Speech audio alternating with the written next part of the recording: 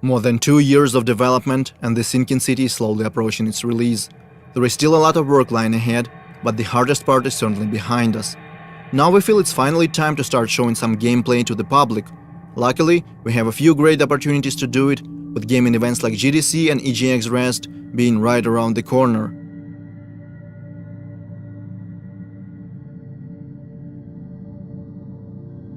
Making a demo is always a challenge, we know that by now. Our goal is to show as much diversity as possible, diversity of our gameplay features and cultural aspects as well. For these purposes, and also to introduce and explain our mechanics, we are creating a completely new quest line. So let's jump back to November when our work began. Our narration team comes up with a story of a missing person. Depends on the kind of job that you're offering. My husband, Harry Evans, has disappeared. It ties together our gameplay features as well as that Lovecraftian lore. At the same time, our concept artists and level modelers start working on the gameplay area. The quest is designed to take the player across different city districts: Rich, Poor, the Harbor Zone and the others. At first, the plan was to put together a small separate map just for GDC, but we quickly realized we didn't want to make something we would never use in the future. So we agreed that the quest should take place in the actual city. The problem is our full map is far from finished. It already has streets and buildings, but is lacking those small details that make a city feel alive. To negate that, we decide to border off the gameplay area and spice it up a little, add points of interest, vehicles, landmarks, and of course our monoliths. So now we have a more or less finished and polished part of the map that we can use in our final product. Things are going smoothly. Obviously, different bugs and glitches keep popping up like crazy. Sometimes the hero wears two hats, sometimes a floating object stop being floaty, and don't get me started on strange collisions. But we always manage to fix them in no time. However, there is one big problem that we have struggled to sort out for months: lighting. In our previous demo we used static light maps and baked them into the textures. That was a difficult and resource-draining process, so in our game we eventually decided to switch to dynamic lighting.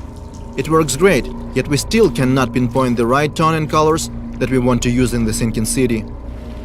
To solve that problem, we reach out to professional photo artists in Kyiv. They help our team find the right color scheme, inspired by the works of Caspar David Friedrich, James McNeill Whistler, Gregory Crutzen, and other prominent masters in their fields. Also, during our numerous playtests, we realized something. Our quest line is intriguing, but very linear. And that's not something you'd expect from the developers that keep hyping up their quote-unquote strong and non-linear storytelling. So our writers put together an alternative ending. I guess you could call it a good ending, available only for the most observant investigators. There is something else that requires a lot of effort to produce.